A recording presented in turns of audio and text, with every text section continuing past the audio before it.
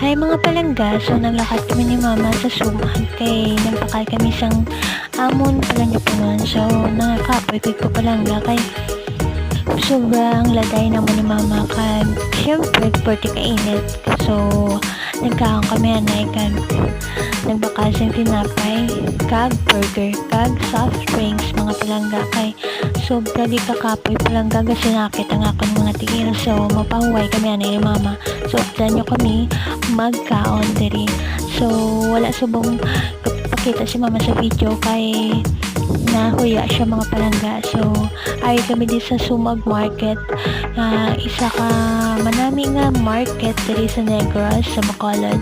So madamo diri ka pamakal kag damo diri sang mga store. So mga palangga update ko sa pagkaon kag pahuway-huway diri sa Sumag.